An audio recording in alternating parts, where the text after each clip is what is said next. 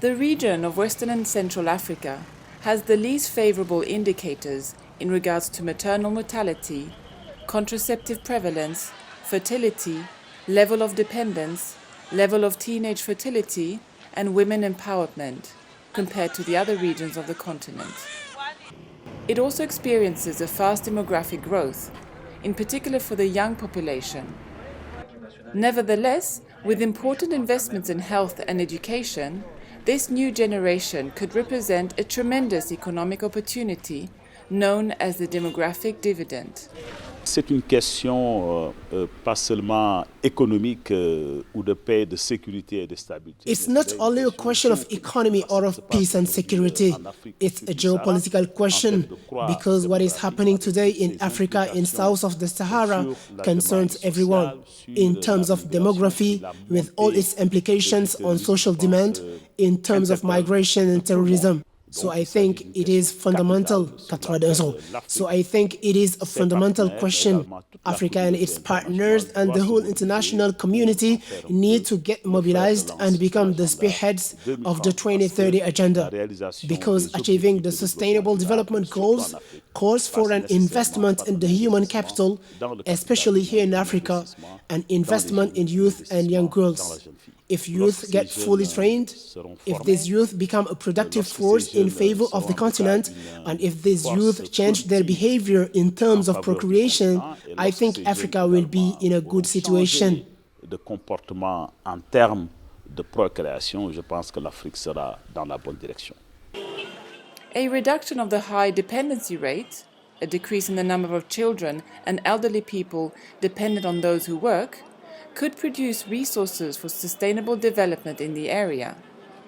And that is precisely what the regional office of the UNFPA for Central and Western Africa, which covers 23 countries, is working on.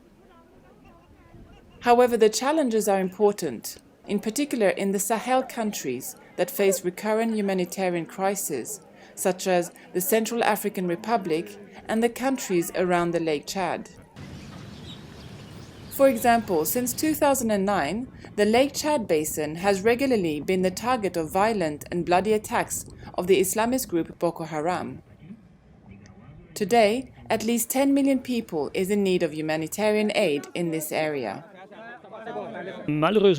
Unfortunately, the humanitarian situation in the Lake region in the four countries, Nigeria, Chad, Niger and Cameroon, is alarming. For a few years now, we have been talking more about stabilization and efforts towards sustainable development, which is very commendable, but on a humanitarian level, we still have the same figures. We see that in the region, with about 9 million inhabitants, we have about 10 million people who have a humanitarian need. So that's more than half of the population, and this number has been pretty much the same for 2 or 3 years now. Now, in terms of displacement, meaning people displaced within the country and Nigerian refugees who have fled towards Niger, Chad and Cameroon, the figures remained pretty much the same. At the beginning of the year, there was another offensive from non-state armed groups with an increase of violence, of displaced people and humanitarian needs in Niger, in Chad and in Cameroon, which is an example showing that the humanitarian situation is still a real concern. Located 420 kilometers in the northwest of N'Djamena, in the township of Bol, the islands of Lake Chad are particularly difficult to access. Galamia, the nearest island, is 18 kilometers of Bol and 45 minutes by boat when the passage is clear. The lake is heavily vegetated with grass and weeds, which often block the passage. Not only are the islands difficult to access, but they are also devoid of all basic social services. The very first health stations were set up only in July 2017, thanks to the UNFPA. There are 3 in total on the islands of Galamia, Gomirom and Selia. Il n'y avait pas de structure sanitaire sur ces vingtaines d'îles-là. There were no health centers on these 20 islands that represent about 20,000 inhabitants. So the local populations had to go all the way to Bol to take advantage of health and sanitary services. So that is why we decided to offer these 3 health centers on these 3 islands. We chose those 3 islands because of their geographic location, so that we can cover the 20 inhabited islands that exist on the territory.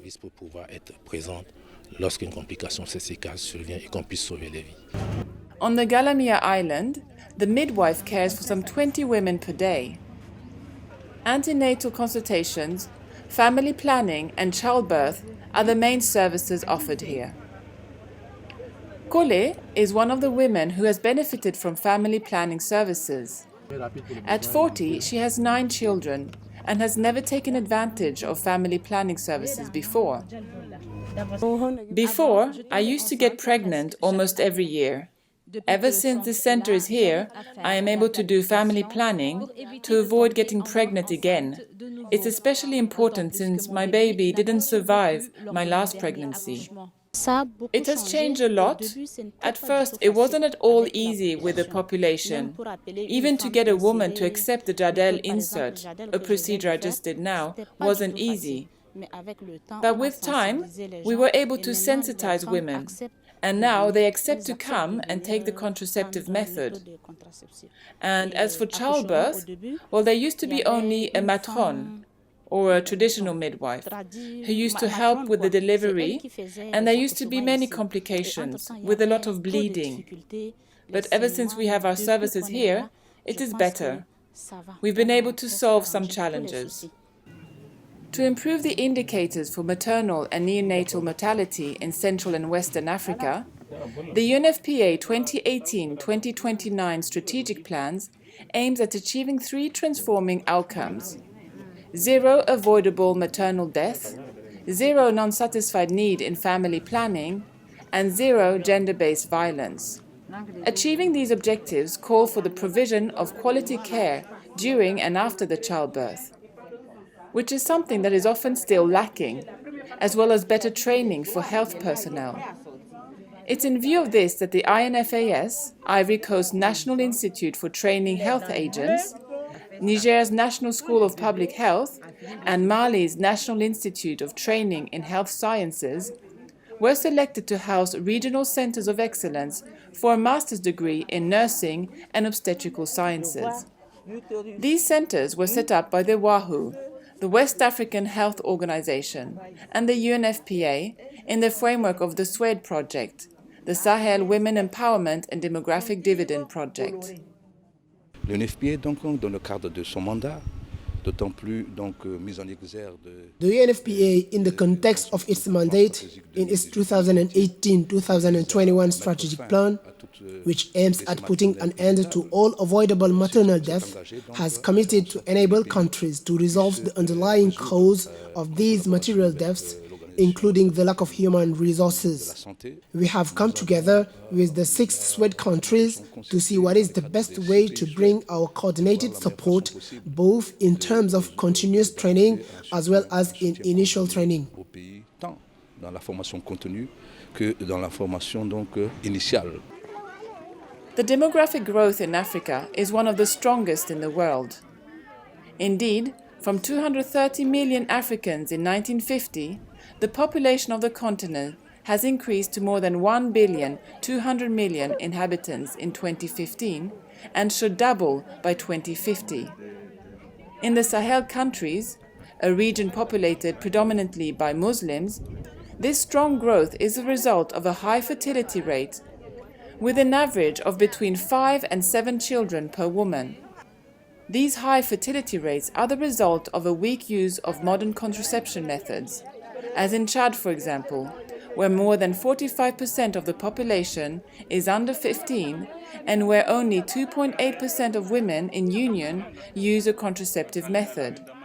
The most common reasons for such a low contraceptive prevalence are related to religious or cultural weights, combined with a severe lack of access to information on modern contraceptive methods. This report led Chad's High Council for Religious Affairs to organize, in collaboration with the UNFPA and the World Bank, a symposium on Islam and family planning.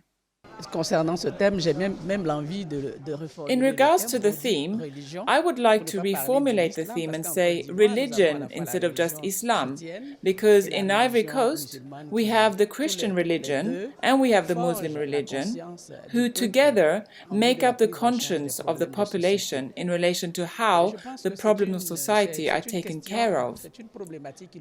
I think it's a question that needs to be considered by the point of view of our religious leaders, who are leaders in the different communities and who play an important role in any decision-making and in the implementation of the different development policies of our different nations. And I think the theme chosen for this symposium is really relevant. The time has come for our religious leaders to be completely included so that they can bring their contribution in the care of the issues that affect our countries. Niger, for example, records the strongest demographic growth rate in the world. Its population is extremely young. The under 15 account for 51.7% of the population. That is in connection with a strong fertility rate, which is of 6 children per woman on average, a strong portion of early marriages and a weak use of family planning. Les indicateurs en matière de la planification familiale, de la fécondité et The indicators for family planning and fertility are, as you said, very alarming. This is why the government has adopted several policies regarding reproduction health. It has initiated the transformation of all rural clinics and integrated centers of Type 1 and Type 2.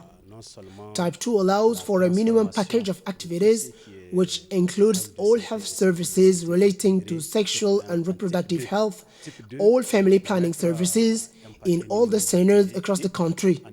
That's the very first aspect. The second is the acceleration of the training for midwives, community representatives, and matrons.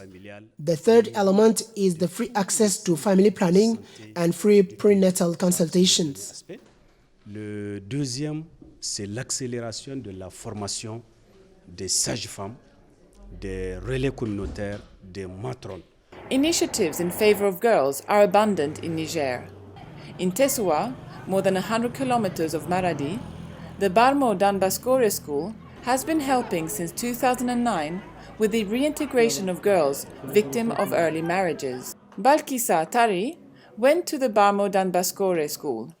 She was a victim of forced marriage when she was 12 years old and had to leave school when she was in Year 5 or CM2.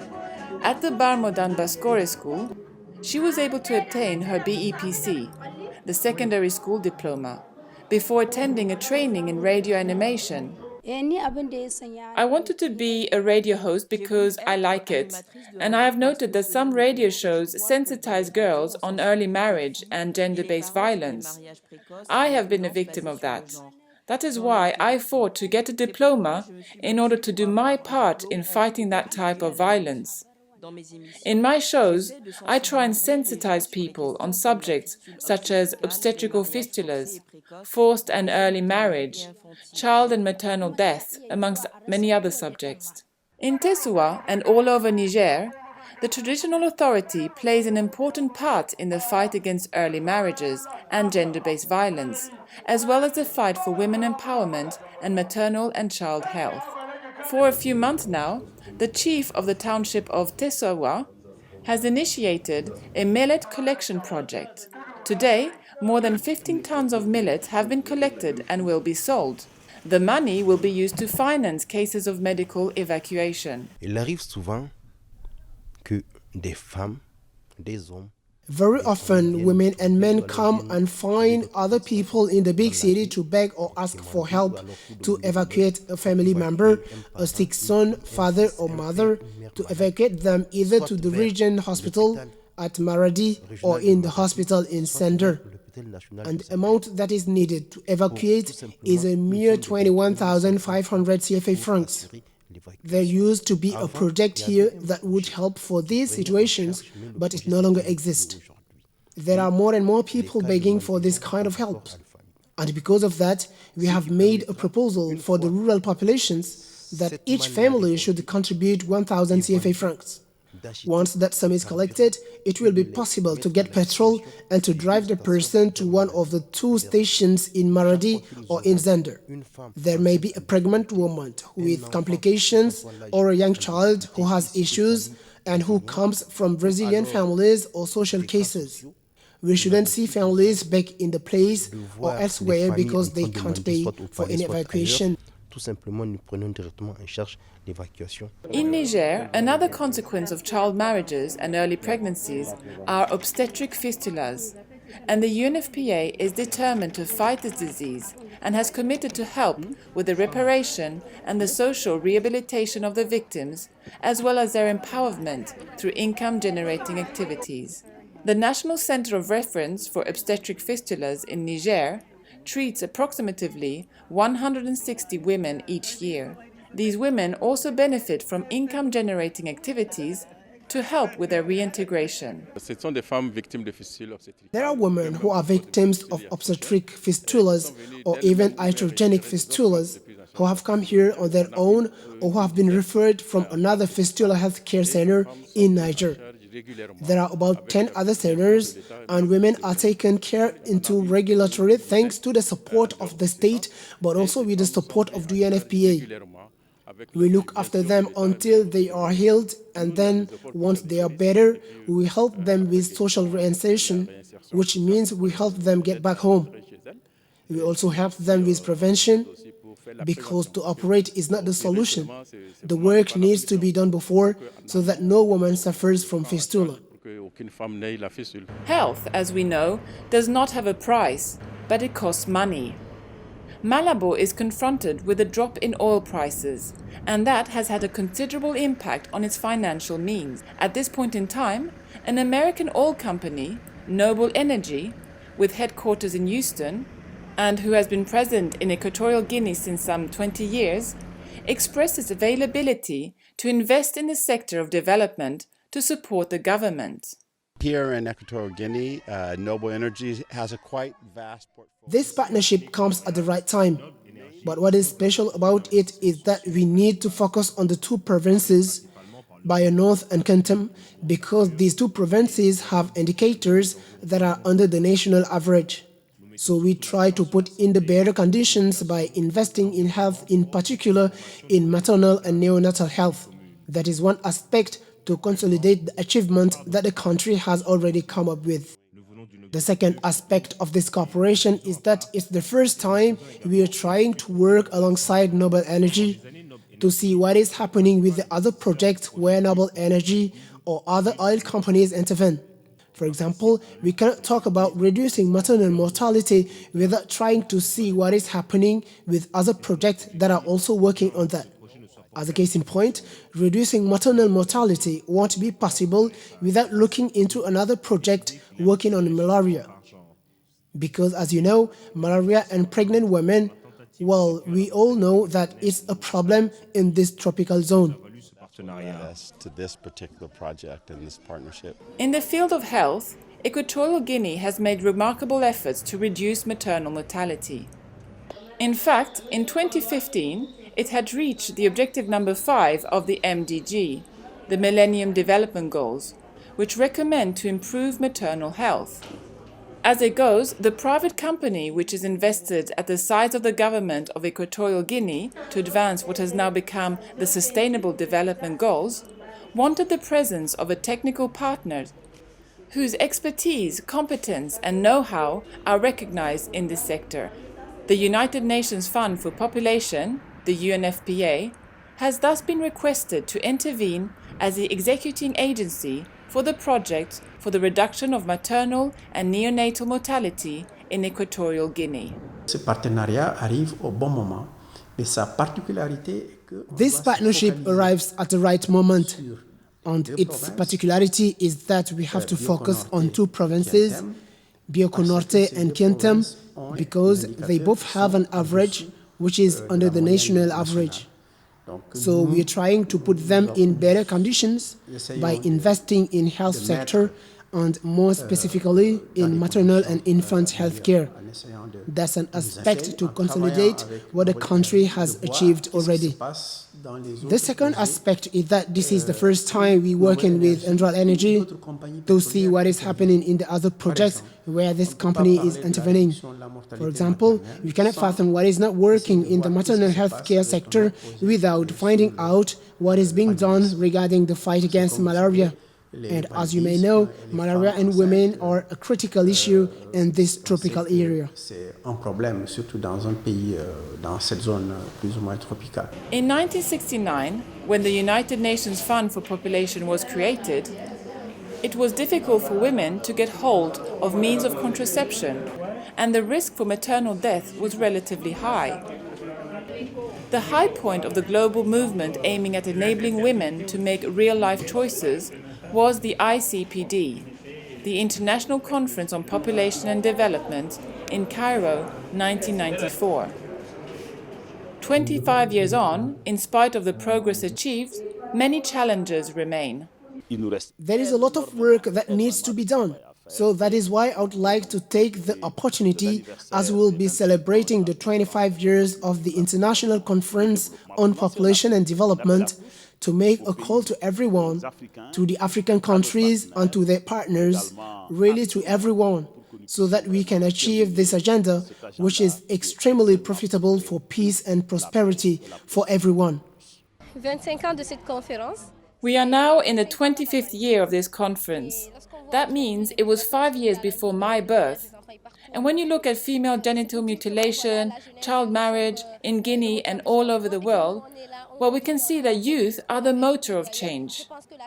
People get together, they commit, they have talks, they do advocacy work, but really, the solution is us. We need to go and grab it. We need to innovate. And what makes a difference between a leader and someone who follows through a project is innovation. I encourage the youth of today to innovate and take risks. Why do we need to take risks? Well, it's because these are questions that are very sensitive. There are traditional and cultural beliefs involved. And so the youth need to know exactly what it is, what are their full rights, so that they can carry out these activities. We are doing advocacy work, but at the same time, we need to know to act as well.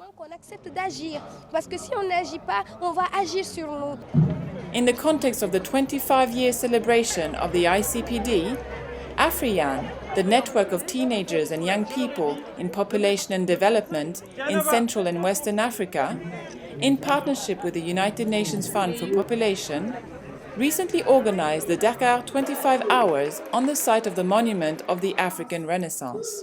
The objective? To amplify the voices of African youth on the way to the ICPD Nairobi Summit 25 years after its launching. To see your flags flying gives me great hope. And I know that there are millions of other young people on this beautiful continent whose hopes and dreams you have brought here with you today. And why are we here? Why are you here? What is our purpose here? We are here to listen to the declaration that was presented. In French, if you didn't get that, in English, if you didn't get that, in Portuguese, if you didn't get that, in Spanish, because young people are telling us, and it is very clear, that you want a message delivered in less than 100 days in Nairobi, and we are going to do that with you and for you. The Dakar 25 Hours, to which nearly 500 young people of the continent participated, marks the countdown of the 25th anniversary of the ICPD, which will be held from the 12th to the 14th of November 2019 in Nairobi, Kenya.